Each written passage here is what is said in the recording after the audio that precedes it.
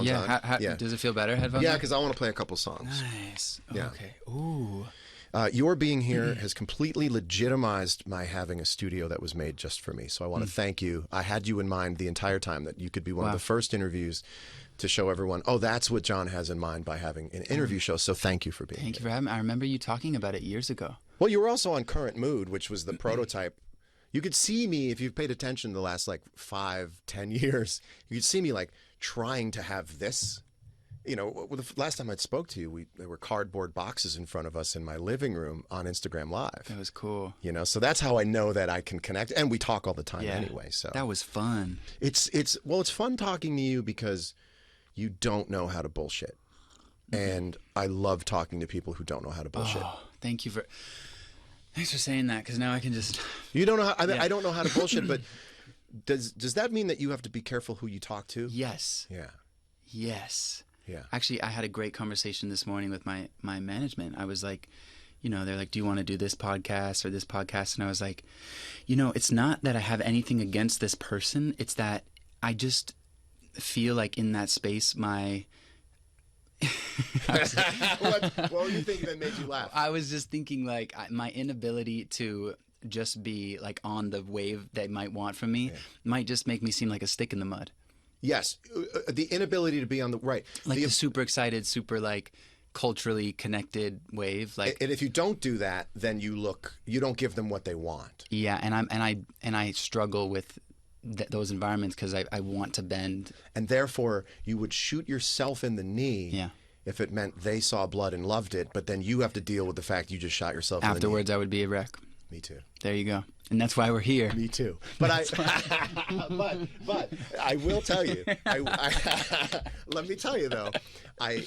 Once you have an interview show, and you're starting to talk to people of your caliber, you do get the sense that you do have to get a pound of flesh somewhere. Yeah, I believe it. Just to have a pull quote. Yeah, I get that. So at some point, I'm going to go for it. Take the knife out. But I'm going to. But you know what I said to my hairstylist, and she was like, "Why is it that why do you feel comfortable doing this?" And I was like, "Because if he gets me into a hole, he'll also help me get out of it."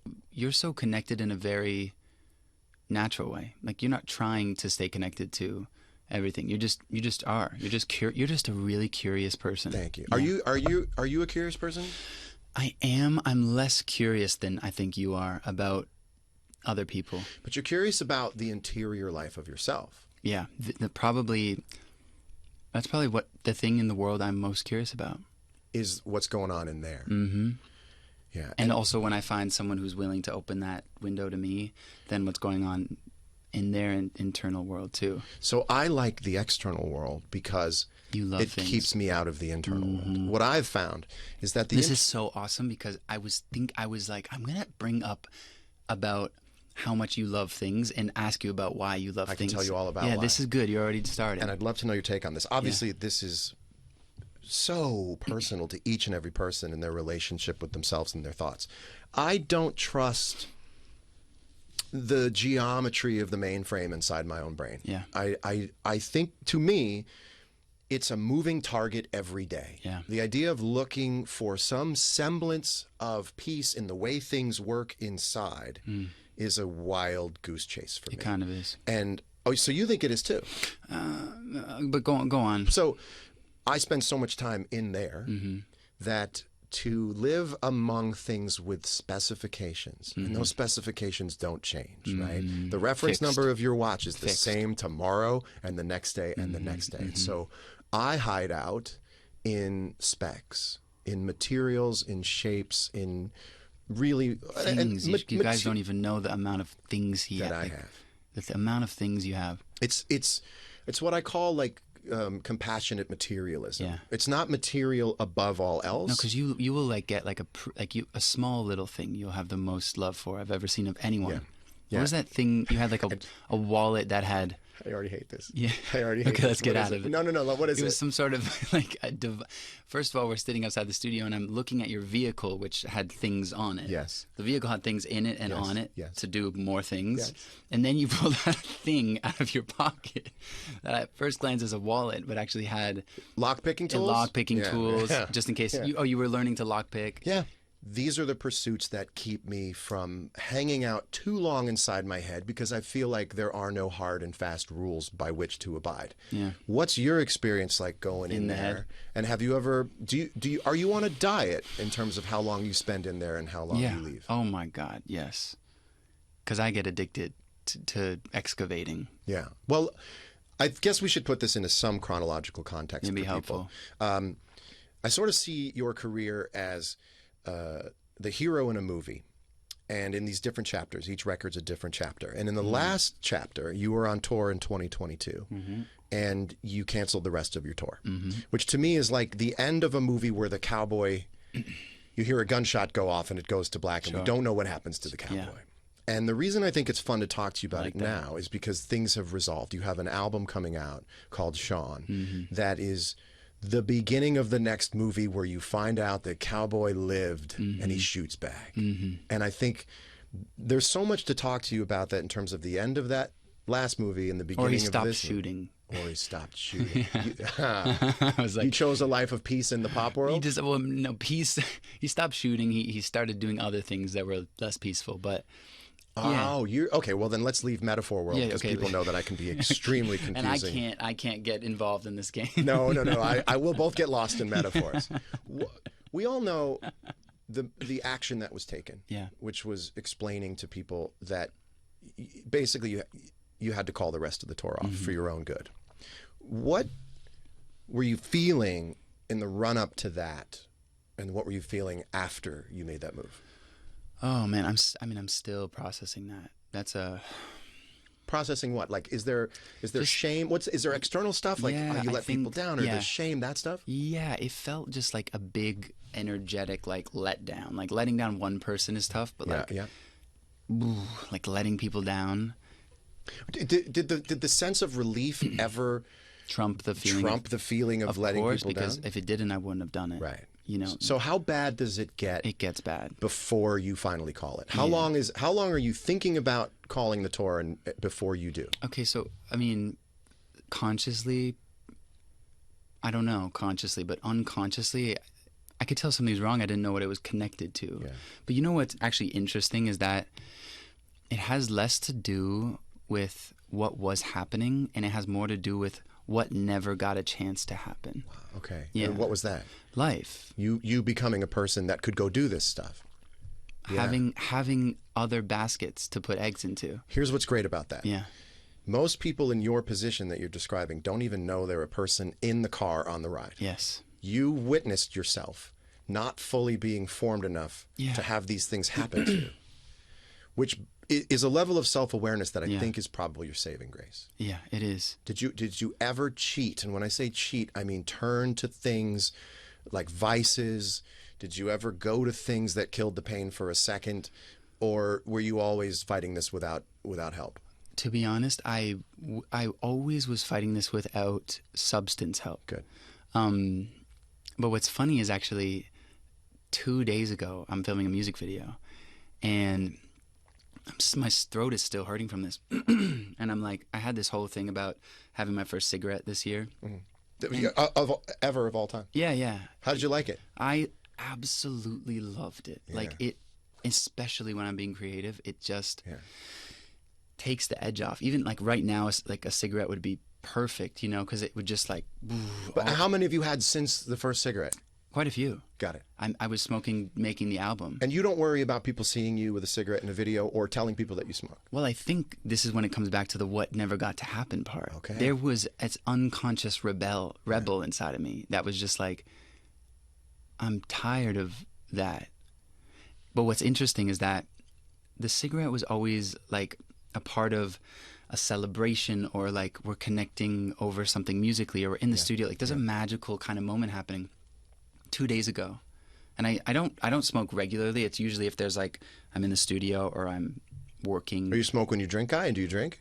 I rarely drink. So if I drink, I'll probably have a cigarette. Yeah. But yeah, like 2 days ago, I'm filming a music video, and the stress, the unconscious stress that I felt, because I realized I hadn't been on a music video set. Like I hadn't felt lights. I hadn't seen crew guys. Every video I've put out so far has been two of my close friends with a camera. Zero crew. In terms of making this record, it's just been a friend with a camera. Friend with a camera. And did that feel? How did that feel to go back into a music video as the representative of this life you're going back to? Could you make friends with it? There was no. It was a complete clash of like all my fears came up, and then I started smoking. Yeah. And that was the first time.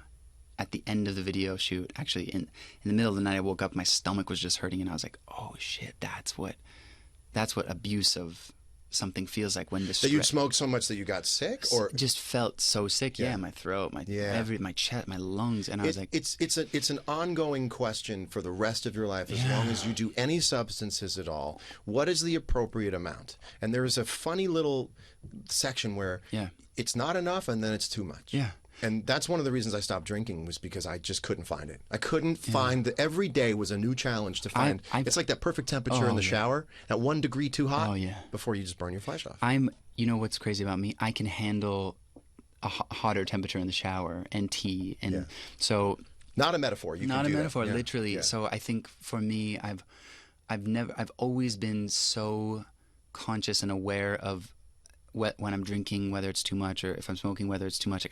It's kind of like been my motto. You're holding your own hand. Yes. And this goes back to you saying, Shawn, well, what's the sentence? If you could put it into words before you make that call that says, I can't do this anymore. Yes. Was there a voice from that person who's holding on to your hand telling you what to do? And what did it say? Yeah. I mean, that guy was literally like, you cannot continue to do this. There was like you have to backtrack. You have to go. You have to build a home. You have to build a life. Like I didn't have that.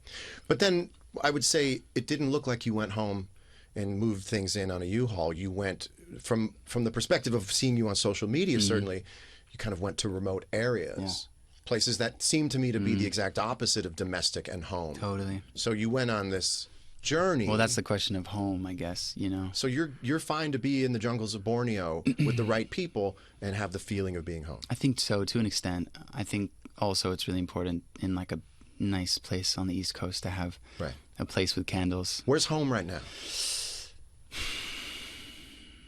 I have a house here in LA. You feel home when you're in it? Occasionally. What happens that makes you feel like you're home?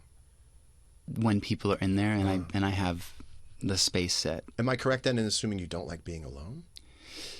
That's an interesting question. I like being alone with intention, if that makes sense. The intention to be alone. Be alone. And to take a breath and to hear my own thoughts. But to be alone kind of casually is tough.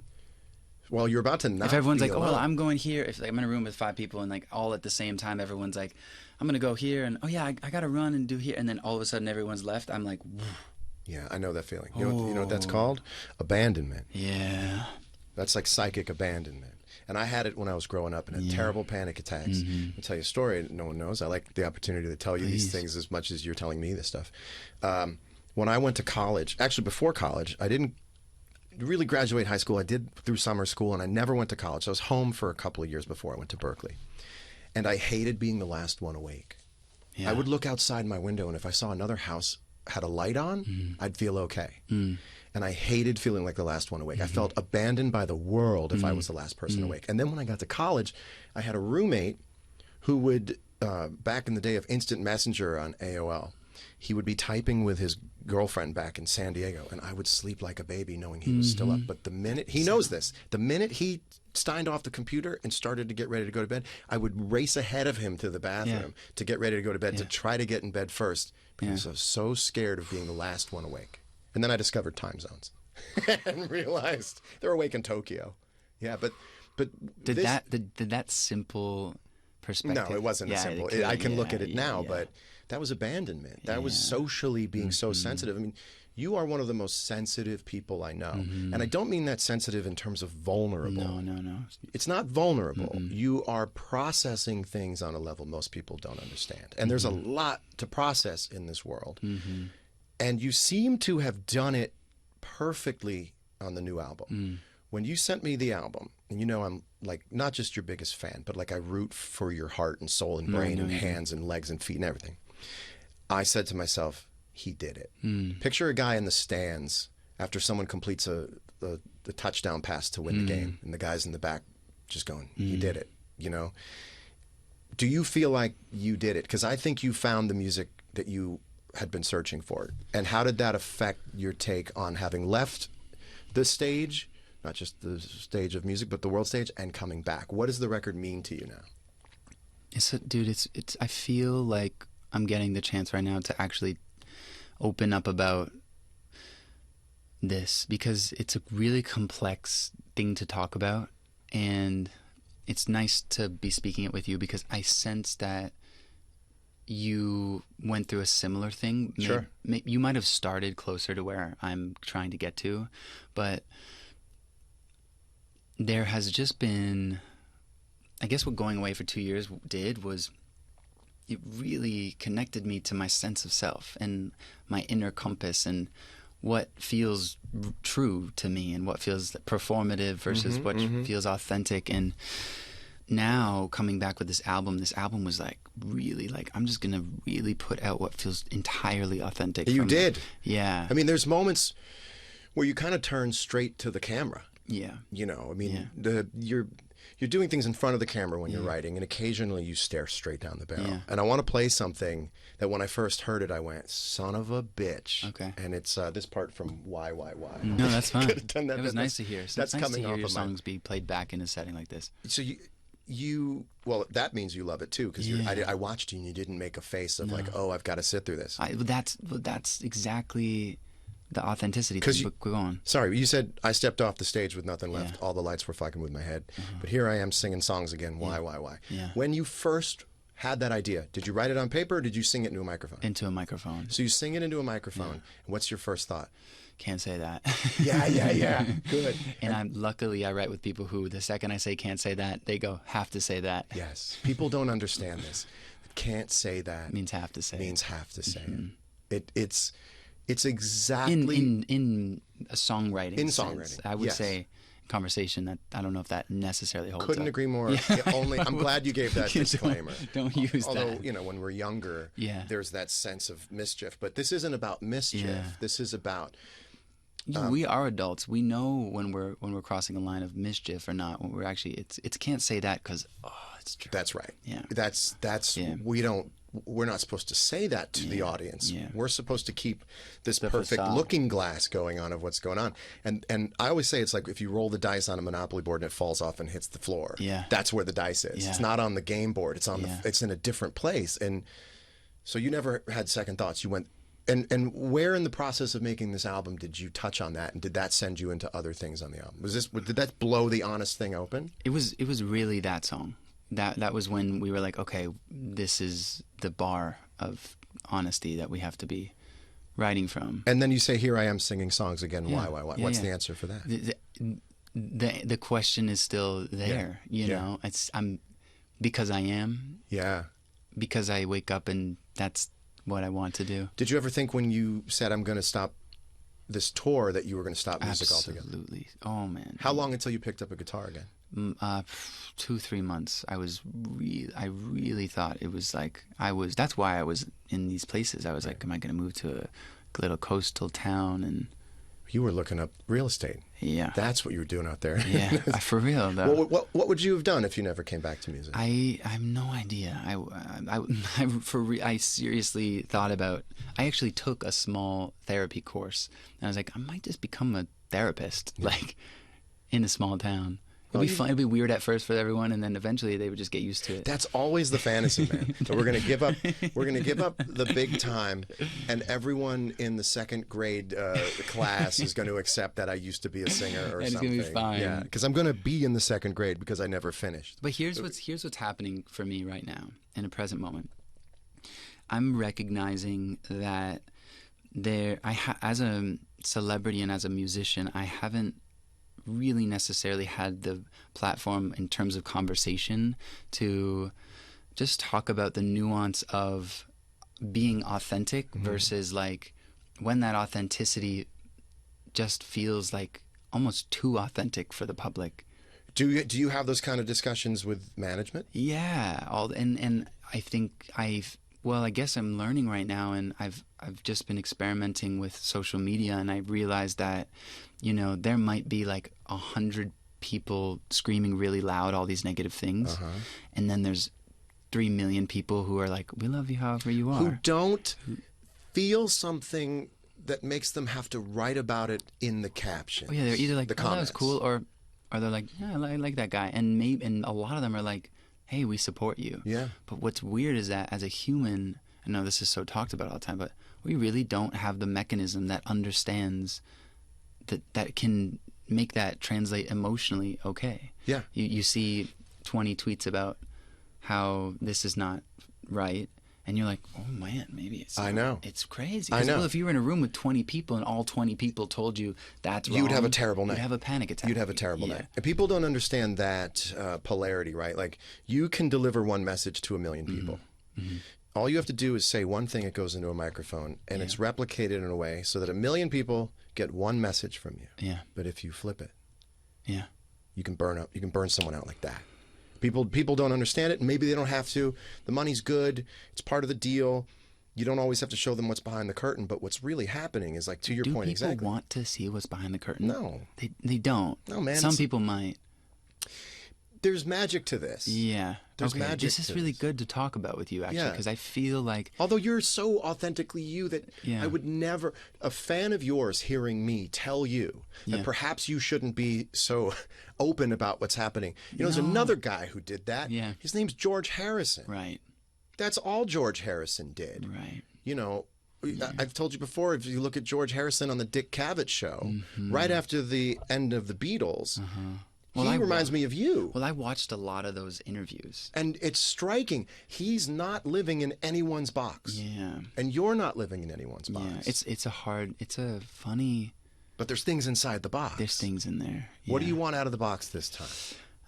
I guess I'm just figuring it out. I'm figuring out, like, if I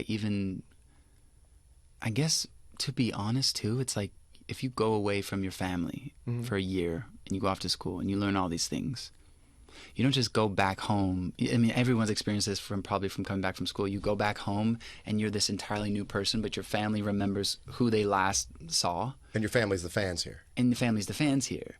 And so maybe you go back and you try to be that person, but it's completely shocking. But they've changed too. They've I changed. think in the math Yeah. equation, you haven't realized they've grown up too. Yeah. No, I think you're right. I think that is a huge part of it. And I really think the bigger part of it is actually just I've talked a lot of talk about being okay with the negativity.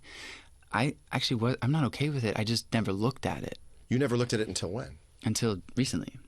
So even back in 2022, negativity was not a part of the equation. I as you just said. wouldn't look into it as much. So you know? why now? It's like tonguing a loose tooth and feeling the pain or something. Something. A little masochism It's in there. there's a little. There's also a little bit of just like. I think I'm just testing. I'm like, I have this little boy inside of me that's going, well, do they want the real me? Because I'll give them that, and then let's see. And Are you also testing? You know, you get the sense that you broke a bone yeah, 2 years ago. yeah. And it's healed. How strong is it? But now you're wondering whether the bone Yeah. has healed up. Yeah, and you almost want to push it. I get it. Yeah. But you know, real quickly, hate itself, and I put hate in quotes, is out of fashion. Yeah, it is, man. It People, just sucks. if you're left hating, It just sucks. it's not 2009. yeah. You know, it's not 2012. The art of hating, we're beyond it. And what happened is, I've seen a couple people say this, and I agree with it. So I think people are having this thought in parallel. Everyone who has a real thought about something that you should care about is moving to group chats. Yeah. It is lame. Mm-hmm. And conversation, actually. And in conversation. person. Or don't forget that 90% of the people go, cool, can't wait to hear it. Yeah. And don't Or post. not even that second one. They just go, Cool. I remember in my worst times as an Yeah. artist, What is that? feeling caught up in the negativity and Mm-hmm. are they for me or are they against me? I remember the day I realized they don't care. yeah. They don't care. Right. Now, you have to get over the fact that in and of itself might be a Do you little bit think of a it's a gut little more nuanced than that? Do you think it's a lot of people don't care, but some people really care? The people who really care love your music and they'll come to your shows and you'll see them. So it's like almost trying. It's like there's a crowd of people who there's nothing you could say that they would like, but you just get obsessed with trying to please them. It's like But I wouldn't get obsessed with trying to please them. Number one, Right. you're so much cooler than them. right, yeah. This is what's happening too.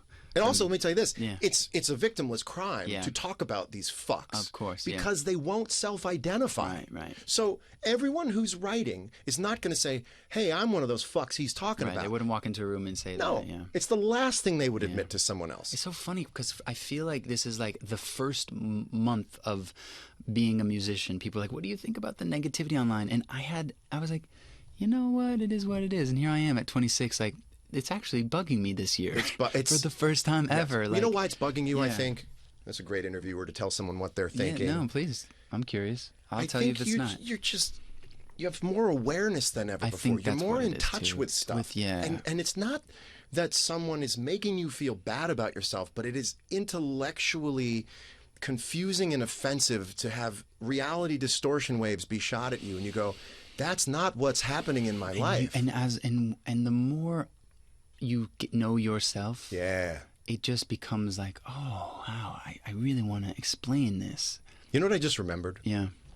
I just remembered that you, me, and Dave Chappelle Dude, it's talked funny. in a hotel on lobby. the way here, I was thinking about that. I had not thought about What that did since Dave it tell happened. me? I'll tell you exactly Yeah, what he 'cause told you. I was trying to remember. I couldn't remember. So you wanted to talk to me. I think I said I was in the lobby with Dave. I was Dave probably- said he wanted to talk to Yes. you. And you were saying, you were still on tour because we were both in Denver. Yes. Where we were And just because I'm going to Denver, I was bringing it up this Yes. morning. Yeah, oh, that's what it is. Yeah. And you said, I just feel like I want to do something to break out. I just feel like I've been doing everything right. And Dave looked at you and Dave said, you want a little more texture. I get it. I didn't understand. But now do you get texture? Totally. I mean, smoking a cigarette is texture. Absolutely. Yeah. Instead of just darkness or negativity. Yeah, it's texture. It's not that black and white. It's texture. And so you're the one writing this story. The other thing Chappelle says that's beautiful is the strongest dream in the room wins. And I guess the worst part about it is that there's 100 people doing that, and then there's millions of people who are pouring their hearts of love at you. That's right. And, But then for that million, yeah, you would not sell out arenas if it were just those people. Yeah. And those people are important because Right. they are the front line Right. of the energy driving you to do what you do. But you have couples, date night. You have people who go, hey, I got an extra ticket to Shawn Mendes. Want to Right. go? Yeah, I'll Do go. you think so? Oh, That's I awesome. could I not love promise you something more. This is a That's failure beautiful. of research. Yeah. This is a research error. I love that. Not just that you're having, but that everyone is having. This is simply a data analysis error. The people who are filling your arenas are people who like your music, who say, fuck with him. Yeah. But they are not all super fans. Yeah. And you don't want all super fans because they're so important, but you don't sell out arenas unless you get people who go, I like that guy, who would never think to post in the comments of an Instagram post. I mean, that's awesome. You can't see them because they don't write you. Yeah. The people who have interesting things to say, like I do about your album, Yeah. have positive things to say. That's actually where the creativity comes from. And that's honestly what I've been just trying to focus on is like I need to shake that off so I can actually hear all the rest. Yeah. That is there, which is more. There's more of that. And this record, by the way, is going to attract more people than any record you've ever put out before. I think, and people need to understand, writers and artists are just doing their best to find the music they want to play. Yeah. I've written songs I didn't end up wanting to play, but you don't know till you write it. Yeah. A lot of these songs... You want to play it. You want to be at one. I mean, I have to ask, how do you feel about this group of songs? There's probably one song that I'm like, I don't know if I want to play it, but every other song I'm like, I want to play every day. You want to play it. Every day. And you I just... do play it. I played it in my kitchen. Yeah. That's when I know. You played, is it Nobody Knows? Yeah. You played it at the VMAs. Yeah. Was that the first time you played it live? Yeah. No. That was the first time I played it live with Eddie Benjamin and Mike Sabbath. We kind of did this new version. I want to play a little bit of that because Eddie Benjamin, who's a guitar player and a bass player and a producer, right? Yes. You got to hear his guitar. I want people to hear his Artist. guitar. Sorry, I got to move the mic. I want people to hear his guitar playing. We talked about how much we love you and how inspiring you are, and he completely melted. Eddie, I'm sorry I have to share this. He completely melted just about how much he loves you, and this is just for me. 2 days later to see that in reverse is so special. Like, how much of the song is created in that first burst of inspiration, and how much homework do you have to finish a song?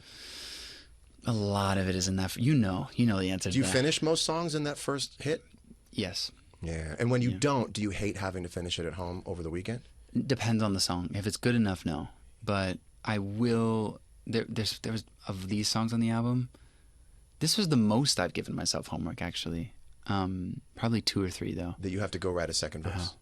How well do you behave in that zone to go get there? Are you excited to do it, or do you have to set aside the time to do it? I have to make It's a set aside. It's a set aside. Yeah, because you don't get the song. But it's until not you even write just it. set aside. It's like set aside with a nice warm drink in a nice. It's like you got to create the atmosphere. It sounds so bougie to like talk like that, but You know the difference between you and I in this Yeah. case is that I have a giant digital whiteboard in the middle of my living room. Right. And I will stand there. You know that gif of like Right. Charlie Day on Always Sunny? see, this is where I don't. And there's a bunch of papers up on a wall, and he's like feverishly showing things.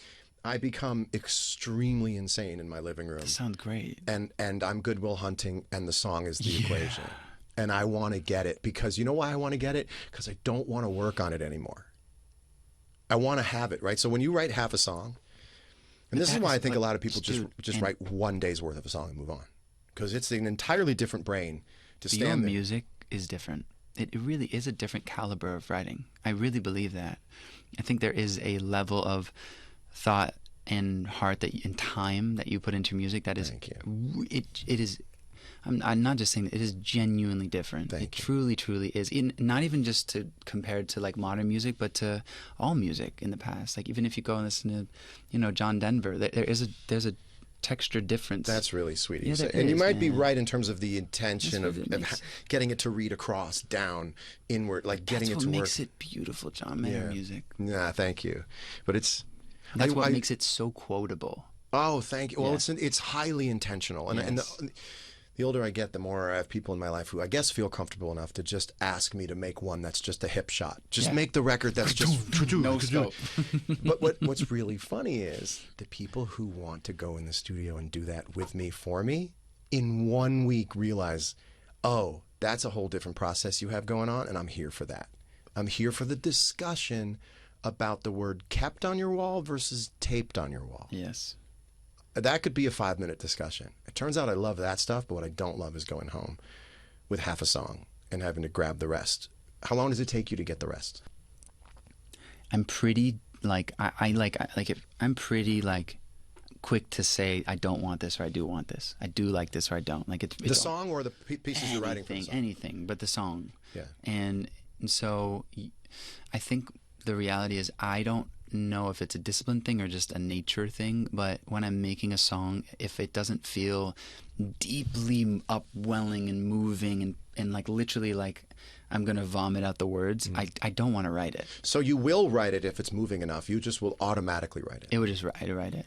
I just don't have the energy to like be like, is that maybe? Yeah, I'm with I get kind you of would just pissed start off. you would just start another one and try to hit that one all the way Yeah. through. Yeah.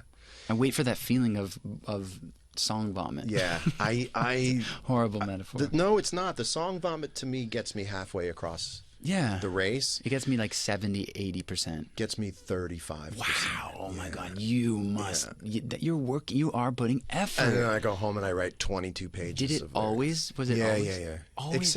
Except, look, I mean, I love being honest at this point in my life about all this stuff. There was a lot more waiting for me at the finish line than there is now. And that's what's different, right? And maybe for you, like, this is not your debut album. Yeah. And I'm actually super curious, and this would require a level of just incredible, extreme honesty from you. What's in it for you right now?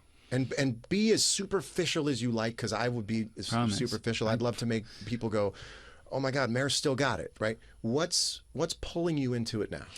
I think this is a question I ask myself a lot, and I'm still looking for an answer. But a lot of different things. I feel like I just discovered the kind of like I just started listening to artists from the 70s, Like which artist? like Crosby, Stills and Nash. There you go. John Denver. Yep.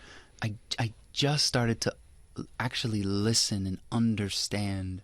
There's a sophistication to music that's really beautiful. Like there's a it's like, I guess, like anything, right? It's a taste. It's like food, like they're art. grabbing onto something that most people can't get to. There are these strands of beauty in the world There's that no one things can in there. find unless they write those kinds of songs. Yeah, and I'm deeply moved by those songs. And what's interesting is, I think Wherever 5 they years come ago, from. well, they come from allowing yourself to do something Yeah, like that. I mean, a and lot of these setting songs, a goal for yourself to make that type of music. and you did on this record, because Yeah, I'm getting closer. Sean from 2 years ago would have thought these songs were too simple, right? Yeah, and you know what, As you Sean- were writing them, you would have said, Yeah. "That's too simple." Yeah, he also would have been able to like sit down and have a relaxed conversation. Right.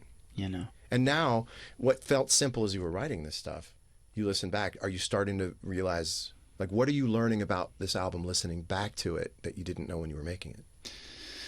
It's complete. I mean, it really is medicine. Like the reason I made it was to kind of ground down and to just create a hug for myself. And I realized the pattern that needed me to create that, I still have. So when I'm kind of spinning up and getting afraid and I listen back to Isn't That Enough, I'm like, oh. You find your way home on that. Yeah. So are you booking a tour or tours? I'm in the talks of it right now. And the talks, you want to, and other... I'm feeling into it, honestly. I do not want to let people down. So I want to make sure I want to. And then once you decide to, will there be changes to the way that you schedule the tour or Absolutely. go on a tour? Yeah. What's the first thing you're going to do different?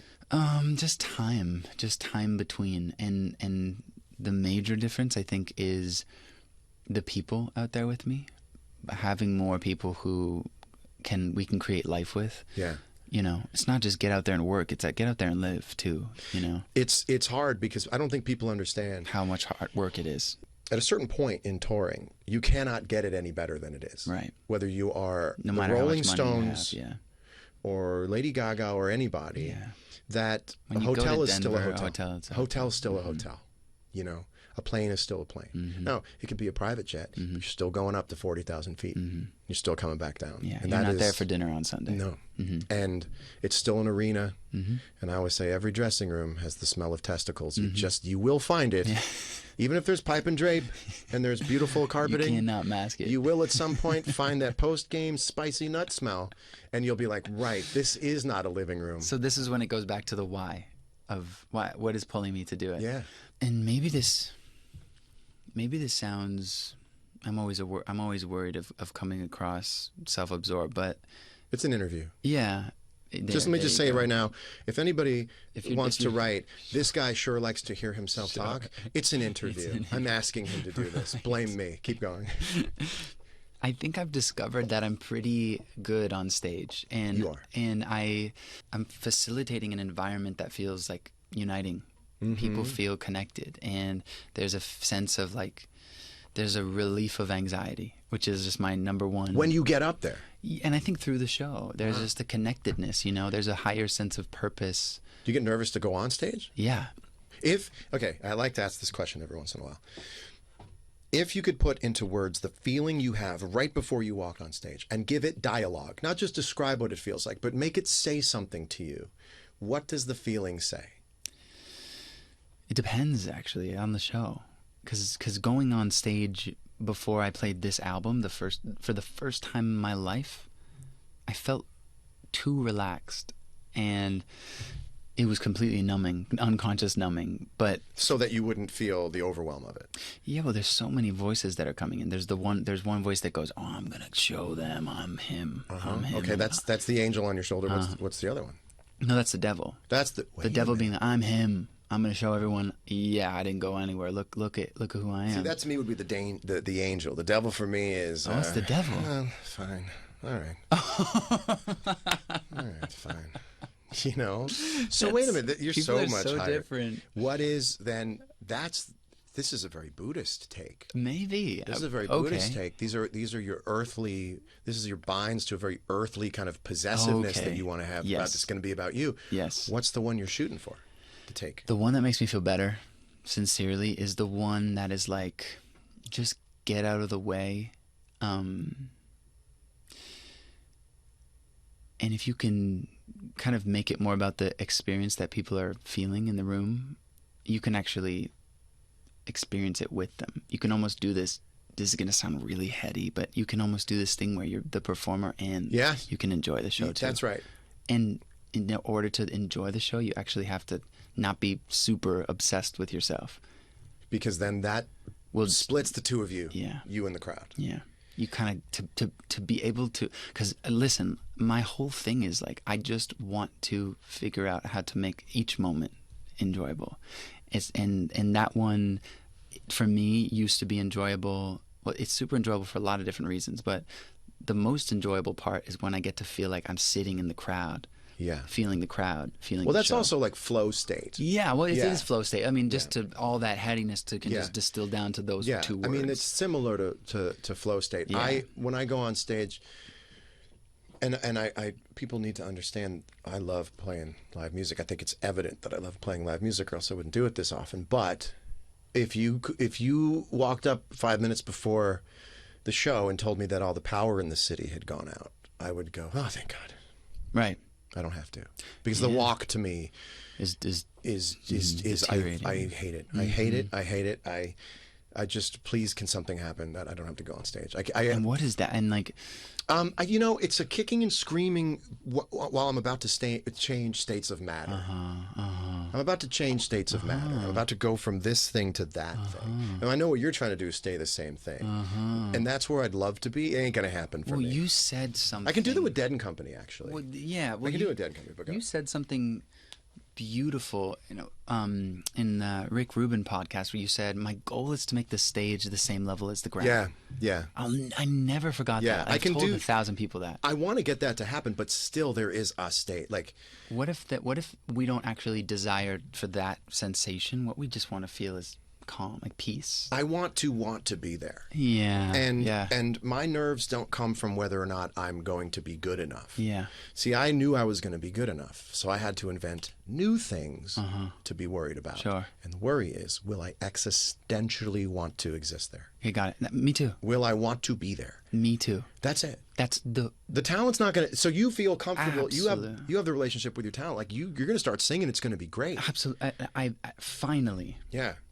And it's funny because when you find something to obsess over, if it's not obsessing over if I can't hit the notes, That's right. It's obsessing over if I want to be there. What if I lose my mind? Yeah. I've been on stage before and thought to myself, usually somewhere in the middle of the tour when the music is muscle memory, Sure. What if this microphone were to turn into all B's? Right. Just because that's where you are. What if I now am singing and I am inhaling all B's?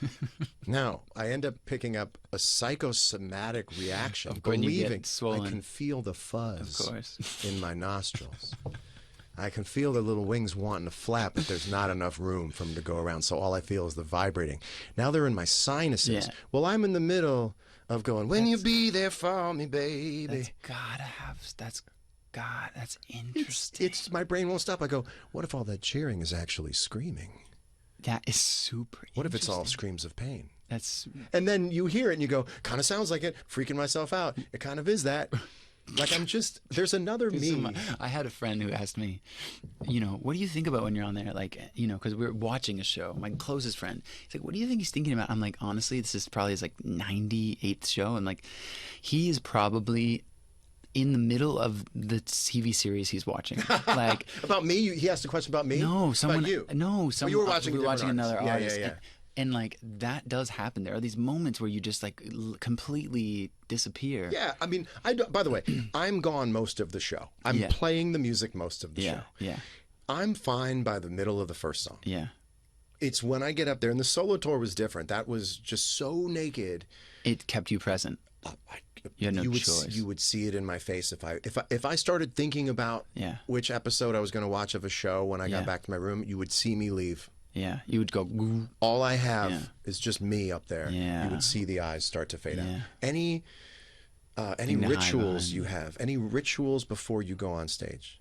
I really love to just get as the whole. My new thing is actually more than just the band, like the crew, like every single person. Maybe there's like 50 or 60 of us in the room, and we just played in Brazil, and there was like this little kind of trailer room. And my thing is like really getting everyone on the same page that we all, even though it is me and my band members that walk on stage, we are all walking on that stage. Is that in a way to make, obviously to make them feel comfortable, but is that a way of reaffirming for yourself? It's a way It's of, not you alone up there. exactly. Yeah. You know what, I looked at it huge. too. I have a thought like that. Yeah. You know what I said to myself to make it feel better? Yeah. This is all still backstage. Yeah. The stage is still part of the backstage. It's not a part of the crowd. So really, I'm just in the cockpit of the backstage. It's really funny because if our brains got studied, Mm-hmm. they're doing the same thing from two different Couldn't agree perspectives. more.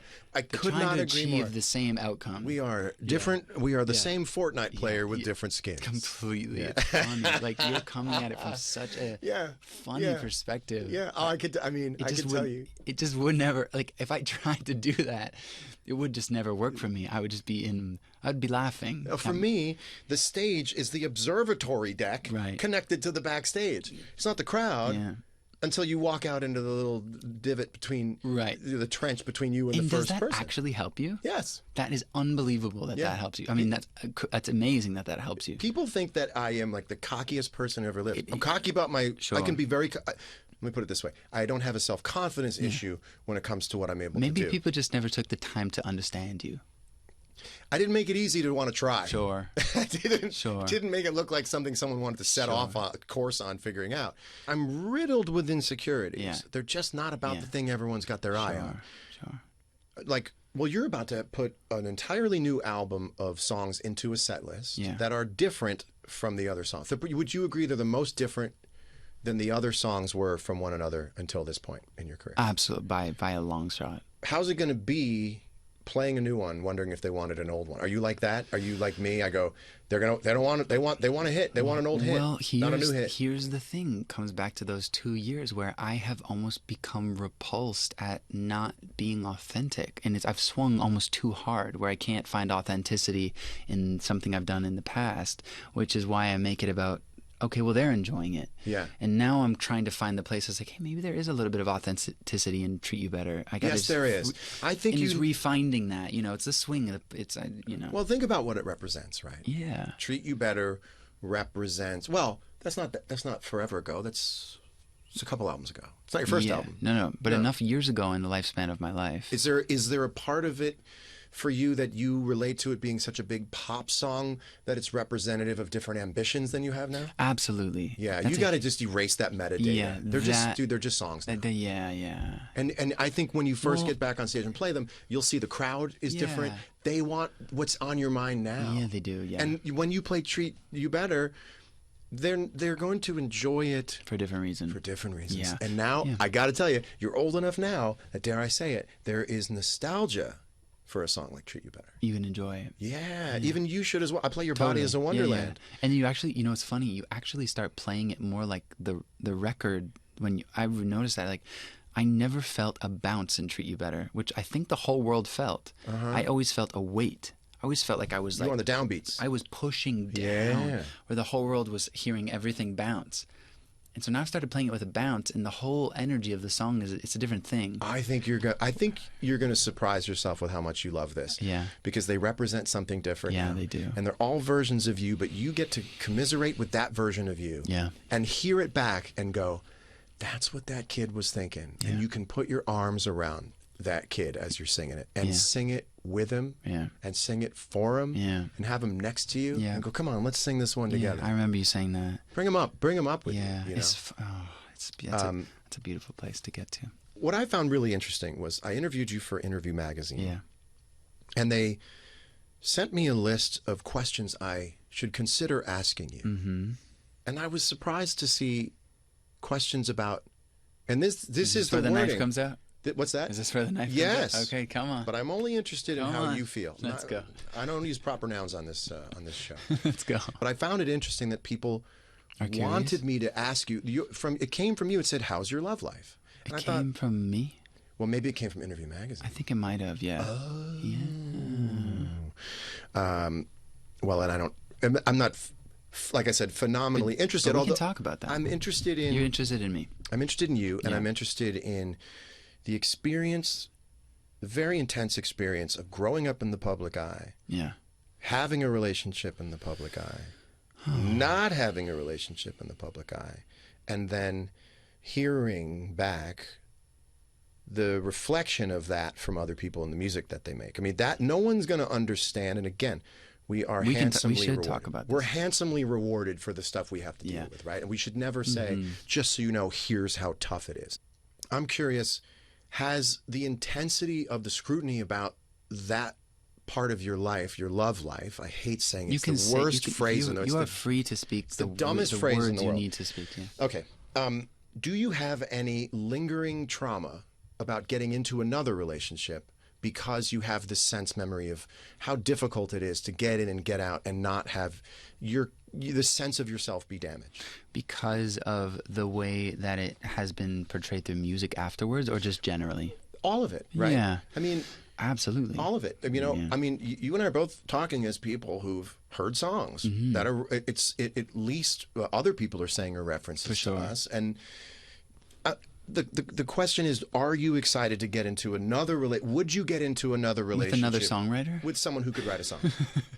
I wouldn't stop myself from falling in love with another songwriter, if that's the question. So certainly you wouldn't stop yourself from going out with someone well known that would put you in the magazines again, walking down the street with someone. No, because it's a no-brainer to me that the suffering that is from hearing a song maybe talking about you in a way you don't want to be talked about is not even close to the beauty of falling in love with someone for the first time. It's not even a question. But it's a funny feeling to feel like you're being written about, and like maybe the whole picture is not being expressed. It never will be. Yeah, and I think this is a maturity here. Not in time. Not in the current moment. Maybe not even in this lifetime. But also, there's something I want to bring up with you. Yeah, please. Because I'd love to just bring it up in general, and I think this is the right place to do it. It is possible that you play something wrong with somebody. Yeah. It's possible, right? Like, it's likely. It's likely. Yeah. And I think what we have to do is stop this idea of you're not going to fuck up. You're not going to do something wrong. You're not going to hurt someone's feelings. Like the biggest lesson I've learned is no one gets out of this life without getting hurt, and no one gets out of this life without hurting someone. That's right. Just the truth. Yeah. I'd rather be hurt than hurt someone. Every time. I mean, disappointing people is terrible. The worst feeling. Is there something in all of this that you could say, yeah, I played that wrong? Yes. Yeah. Absolutely. I think, I really like to give myself the space to like really understand if it isn't right. Mm-hmm. If there's like a whisper that this isn't right, it's not right, the relationship you're in? Yeah. Yes. Or anything for that matter, but in a relationship, if there's a whisper in my gut that's like, this isn't right, I'm going to go through every hoop that is like, maybe this is coming from fear, maybe this is coming from because she looks like this and not like this, or maybe, I'm going to go through all those hoops. Will this kind of debate make it to your therapist? Yes. Every time. Every time. Every time. And it's if they don't know that, people don't know that. Certainly not the person who's upset that this goes all the way to your therapist. Because upset in and of itself is distorting to reality, and it's hard for us to learn. It's hard for anyone to learn. Let me say that being upset will distort someone's reality, and you're not going to get a song from anyone who had their feelings hurt that's going to be a reportage of what happened. Here's exactly what happened. Here's what happened. There's no one's gonna ever have a song. And here she is now with her new song, It Was a Little Bit Me. Right? But it's a very interesting place. He did his best. Yes. Here's a song called Both of Us Are Responsible Just a Little Bit. Here's a song called 70-30, 70 Me. He's not actually a bad guy. Could be a song. 70, what did you say? 70-30, 70 Me. That's actually kind of nice. And he's not actually a bad guy. You want to sing it with me right now? Yeah. 2, 3, 4. 70-30 and 70's me. That's nice. That sounds like literally the theme song too. This show. I thought we were going to sing it at the same time. I didn't know what the hell you're going to. I don't know. It would have been beautiful. It could have ended up being a harmony. Yeah. So you feel excited to get into the next relationship? Yes, for sure. I think. Yeah, I guess. as long as we're living, we are healing. Yeah, and you're gonna get it wrong until you get it right. And that's where I'm trying to just have immense grace for myself. It feels like there is no room to get things wrong online. And when I say get it wrong, let me just add a little more into the mix. Play it wrong. Yes. Play it wrong. Yes. Behave. There's behavior and there's action, and there may be the same thing. For me, it's timing. Explain that. It should have said this a week or two earlier than you did. Yeah. Because then what? You went and acted on something that you hadn't. I know. For me, I'm never someone who's going to do something without telling someone first. What changes then? If you meant to bring it up and you didn't, and you're a week late. Impulsive. I'm an impulsive person. Your ultimate. Kick that me thing in this microphone. Kick its ass. It's always during the cool stuff I want to say too, because I gesticulate. You get excited. But I think you're ultimately impulsive. Here's the thing, dude. Come on. Get ready for this. Here it is. You're ultimately impulsive because you spent so long pressure cooking with this decision. It explodes. And people have a hard time understanding that where did this come from? This one act out of nowhere. And the reason I say this is not to excuse it. It's months of pressure cooking. And there's something in there that can be fixed in your behavior, in everyone's behavior, who goes, I'm just going to ignore it today. These are little tiny acts that add up, and then you explode. And what's unfair about it is the other person didn't have a chance to discuss it. Yeah. You left them out of the equation the entire time. Yeah. So that when you finally go, I can't do this, you look like a psychopath. Yes. And really what it is you've been the most caring person for so long, but never shared with them, hey, I'm having second thoughts about this. Hey, what if we saw each other 3 times a week, not 5 times a week? That's the difference. That's what I've just learned. That's what I've, in my life, is if I'm having doubts about someone or about anything, to give that person the opportunity to talk about it with me too. Yeah. Just awareness to it, because that really changes the dynamic so much. Being alone in your doubts in a relationship is I'm very upfront lately. Yeah, I'm very upfront. It changes everything. And you said something earlier that I think is interesting. There's you and there's you. There's like you and yourself. Sure. You could be a spokesperson for yourself and say, hey, here's how I get. Here's how I kind of am. Yeah. And the older you get, the more you know how you are. Yeah. And I just think a lot of guys get and very reasonably get a bad rap because they play it wrong. Right. And the thing they play is, like we said, pressure cook, think it might go away tomorrow. Right. And you start to build a facade because you don't want to disappoint. You don't even want to disappoint yourself. Right. I mean, if you're like me, you have sat somewhere and thought, please, God, make me want this. And this is the type of conversation right now that could definitely get completely spun out and... not by smart people. Right.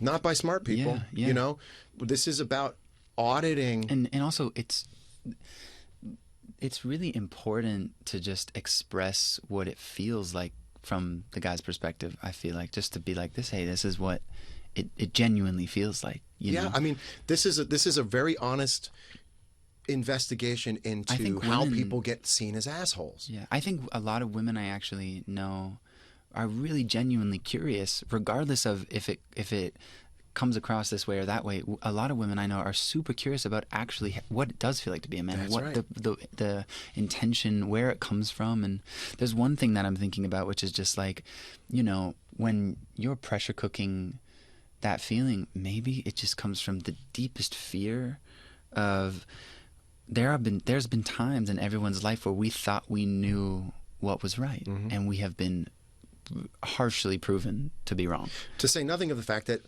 it's always changing. Relationships are always changing. Yeah. And it's a very, very complex confluence of all different things that make this stuff up.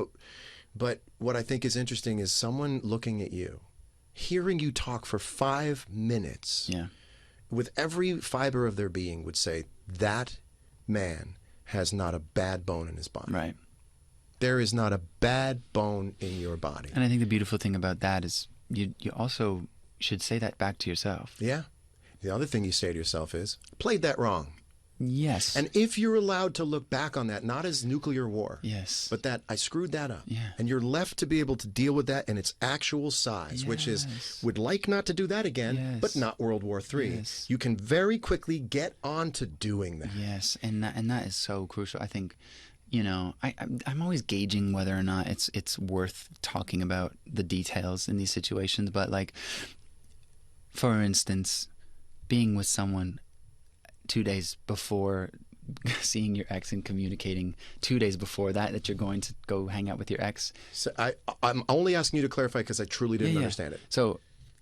So I'm with someone. I 2 days before going to hang out with my ex express I'm going to go hang out with my ex because I have unresolved feelings. Maybe instead of 2 days, it could have been 2 weeks. It could have been 2 weeks, or it could have been that no matter what you said when, this was going to be disappointing. Right. And this was going to be hurtful. The difference is, it doesn't make, it's not, there are so many gradated little lines on the ruler in this stuff. Yeah. It's not nothing, but boy, is it sure not everything. Yeah. You know, and if more people were able to go, well said, played that wrong, and we could say it like that. Yeah. Didn't do that right. Yeah. You know? Come on, back to the drawing board. All right. Dude, okay. the older I get, the more I can go, screwed it up with them. Well, this is why you're here right now doing this. Well, and this is why you're there and I'm here. This, because I feel like you have things to say. Yeah. And we you all can have things to feel say. my fear about. I think there's a way to cut this that's meaningful. Yeah. But if it kept you up at night, no, it doesn't. I don't gotta actually, sell. this is a beautiful. There's a way of saving these kind of conversations for people who are able to have them. Sure. And I feel like I'm able to have it, and you're able to have it. And what if someone listening to this, forget about the idea that this might get me in trouble or give ammunition. Yes. What if someone listening to it goes, I never thought about it that way.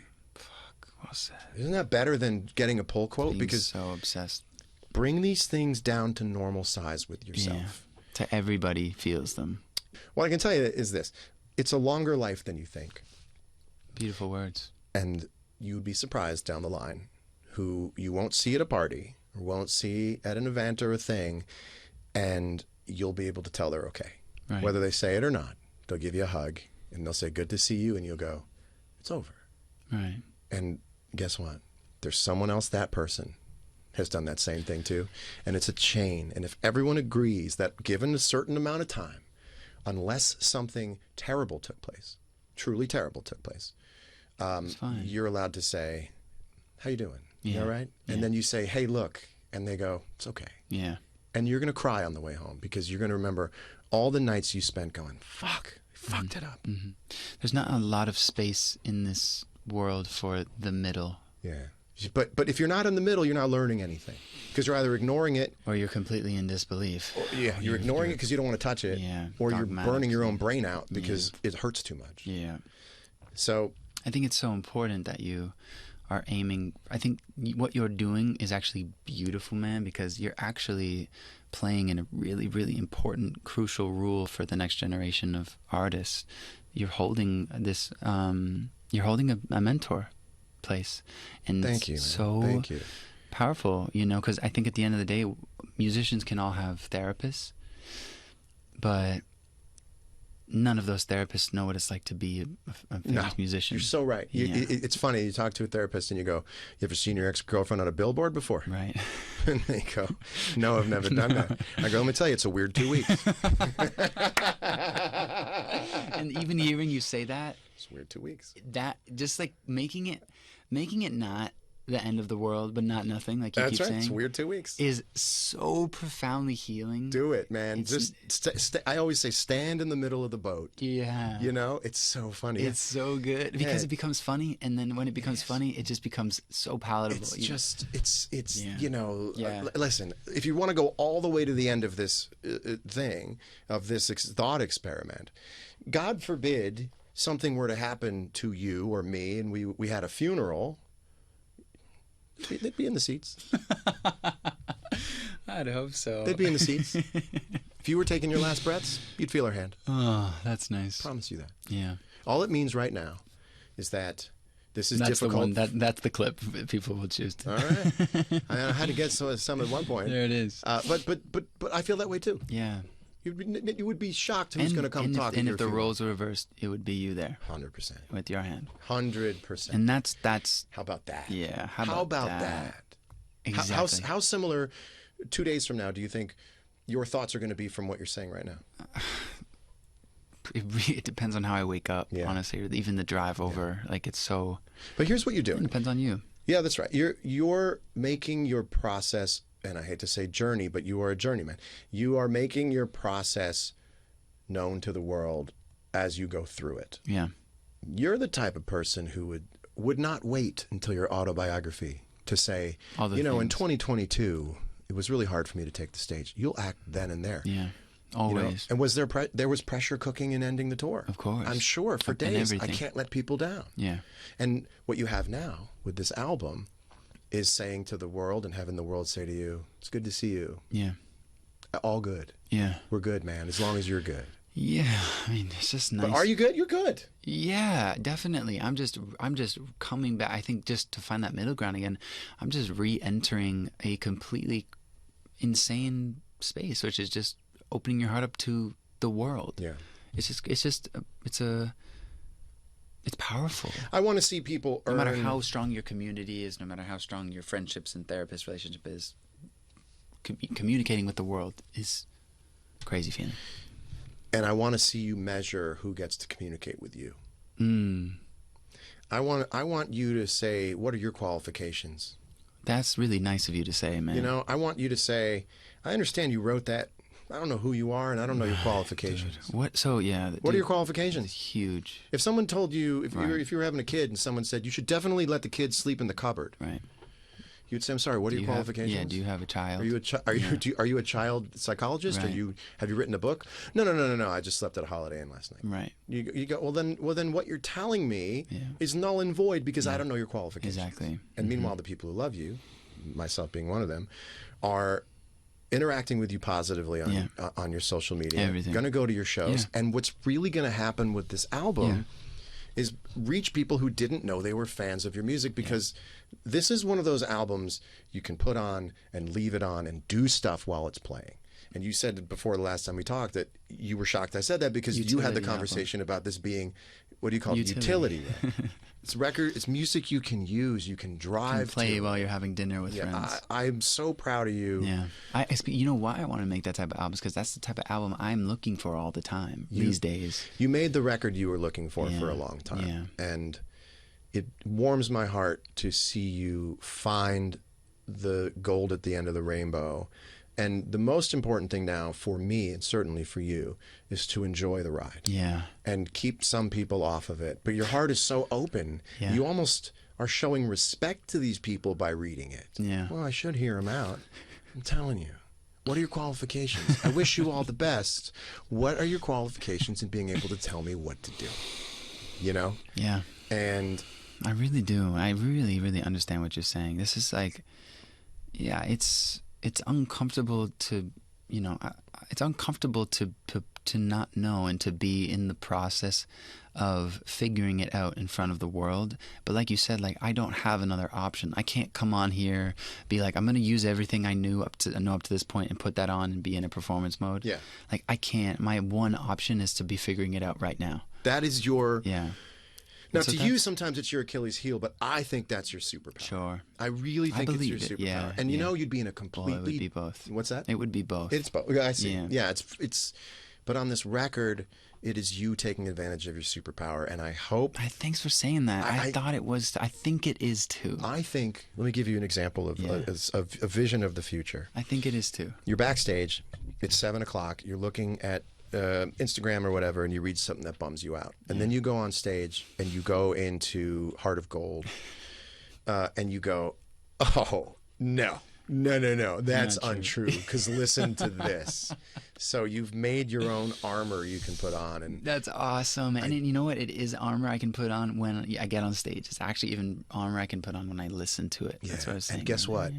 So will other people be able to do I'm that. so glad. They're going to put it on. If it can be armor for other people, that would be like the goal of all goals. That would be the most beautiful outcome of this album. I'm so excited for you. Do we get tour dates? Do you have them? They're just not out yet? Yes. There's routing, and you like the routing. I do. I'm like I said, in complete honesty, I just want to be very sure with myself that I'm ready to do this again. Are they set so that there's more days off? Yeah. You're home sooner. Yep. There's less time, less dates, Yeah. more family around. Good. Yeah. How many times? How many days a week? Three, 4 shows a week? Really, Four? really, honestly depends. Yeah. Honestly, it Are won't you even. gonna fly private and dart home and live a life at home? It really depends on the type of routing that I want to do, but there, it's gonna be that, or it's gonna be having enough of home out there with Yeah. me, which isn't the same, but No, you're very people based. I You're a am, yeah. company. I like You're company. company I based. do. I Good. do. I like having like 3 or 4 close friends around, and then I like being in a house where we can cook dinner, or we can smell the dinner go up through the house. Like that's just Great. like, yeah. Great. Good luck finding one in Cincinnati for playing when you play the Shot Center. I don't know if that's Cincinnati or Cleveland, but Thanks for the truth again. you are just one of my favorite people. Ditto, Thank you man. from the bottom of my heart Yeah. for your trust Yeah. and letting this conversation happen. Same, man. This is just so. And I can't wait for people to hear the album, because too. what they need to understand is that no one cares about this more than you do. Yeah. No one cares. For years we've been talking about this, and you made the record you were hoping to make. Thank you, man. Congratulations. Thanks, John.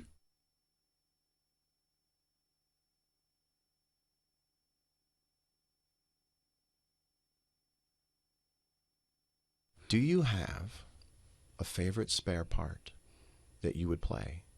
As I know, no one, you've never, I can't imagine anyone's ever